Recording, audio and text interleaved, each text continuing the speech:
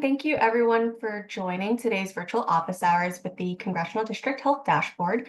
My name is Dana Duong and I am the research analyst here at the team. And in today's session, we'll do a brief history of the dashboard and provide you with a site walkthrough where we'll dive a little bit into the data. If you have any questions at any point, feel free to put them in the chat. I will end the session today with a live Q&A, and then you can come off of mute at that point and we can answer your questions then. So go right into it. Until now, rigorous and nonpartisan data on health and the conditions that affect health were not widely available at the congressional district level. And so we created the dashboard and launched in January of 2023 to address this challenge. As its first of its kind tool, our mission here at the dashboard is to provide that rigorous, accessible, and nonpartisan data on health and the conditions that affect it at the district level. And so that's our goal here at the dashboard, is to provide users with an array of actionable and nonpartisan data at the district level that can be used to drive positive change at the district, state, and the national level. We know data by itself can't change policy, but it's an important facet in doing so. Data can illuminate challenges and assets in communities that may have been hidden. It can inform effective policy solutions, and it can be used to hold leaders accountable. The data on our site can provide the information to support your data-driven decision-making. We built this tool for a wide audience, like elected officials and their staff, advocates, journalists, researchers, and the general public, or anybody who has an interest in data at the congressional district level. Our team at NYU Grossman School of Medicine's Department of Population Health built the Congressional District Health Dashboard actually off the success of our City Health Dashboard, which was launched in 2018. Some of our partners include the Robert Wood Johnson Foundation, the Bipartisan Policy Center, and the Center on Budget and Policy Priorities. And so the dashboard currently has a total of 40 metrics on health and drivers of health divided into 5 domains. So as you can see here, the first domain is health outcomes, which includes metrics like breast cancer deaths, low birth weight, and premature deaths. We also have the social and economic factors domain, and that includes metrics like broadband connection, unemployment, youth not in work or school. Other domains include health behaviors, physical environment, and clinical care, and you can see the metrics below that. Any metric that has an orange asterisk indicates we have demographic breakdowns available, and those that have the green triangle indicate we have the census tract level or neighborhood level breakdowns. And so the dashboard data is actually drawn from federal sources and other data sets that adhere to rigorous standards of data collection and analysis. These include the U.S. Census Bureau, the Centers for Disease Control and Prevention, and the Environmental Protection Agency. All of our measures aim to be actionable and reflect public health priorities. Our team of population health and policy experts, epidemiologists, and geospatial specialists regularly update the site with new years of data as they become available and new measures across the 5 overarching domains. And so in our last data release, which was towards the end of February of this year, we had a few updates. The first one includes updating our congressional district boundaries to reflect the 119th Congress. And so this includes updating our district facts, which includes information on each district's population demographics, City Health Dashboard cities within those districts, and the district's member of Congress. The other update was adding 4 new metrics. So as you can see here, those include the independent living difficulty metric, youth not in work or school, otherwise known as disconnected youth, food insecurity, and designated primary care shortage areas. Our third update includes new years of data for over 30 of our metrics. And the last update was improving our user experience by updating our data download feature, which we can show you in a moment during our site walkthrough. So now I'm going to switch over to the site walkthrough. So this is the homepage of the Congressional District Health Dashboard. Right here at the top, you can enter in a congressional district or state of interest And if you didn't know what district you're looking for, you can enter in an address down here, and that'll bring you closer to that district. So let's say you wanted to look at New York's 10th district. You can click on that and bring you to the first part of our site, which is health snapshots. And this includes kind of an overview of all the metric estimates in the geography that you chose across our site. We include some information here like the domain, the actual estimate and the sense-making statement, and in a comparison to the US average.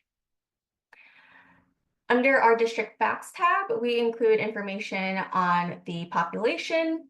Some of the breakdowns you can see there. We also include this feature that links all of the cities that are on the City Health Dashboard, that are within congressional districts. So this might be helpful for those who wanted to look at city level breakdowns in their congressional district. If you hover over that city, you can see kind of the boundaries around that district. And at the bottom here, we show some district and state representation. So now scrolling back up, just want to go back to our metrics overview tab. Here you can kind of filter the metrics and the domains of interest. So say you only wanted to look at social and economic factors, or just like a select few metrics of health outcomes like independent living difficulty or obesity. You can select that and it'll tailor this page to what you've selected. And you can also print this page here. So if that might be helpful for you to kind of see everything at a glance, and you can use that. It'll be a high resolution print. I also want to show that we include the comparison legend here, so you can see the green circle indicates when a metric estimate in a location is doing better than the US average, a yellow triangle for when it's just around the average, and then a red square for when it's doing worse than the average. So now from this page, if you wanted to get more information specifically on that metric, you can actually click on it and it'll bring you right to the next part of our site, which is metric maps. And so here you can see all of the metric estimates kind of across the US. If you navigate back over here, and if you wanted to dive a little bit more into kind of what the breakdowns are in the geography, you can use the left bar here to kind of show census tracts. You can change the comparison value, the metric time period for which we have more than one available. And you can download a high resolution image also of the map here or the scale bar at the top. So in this case, you can see that New York's 10th district has an estimated 80.8% of households with a high-speed broadband internet in 2023 compared to the national average of 74.5%. Across our site, you'll see we have a purple scale bar with darker purples indicating that we have poor outcomes and lighter purples indicating better outcomes.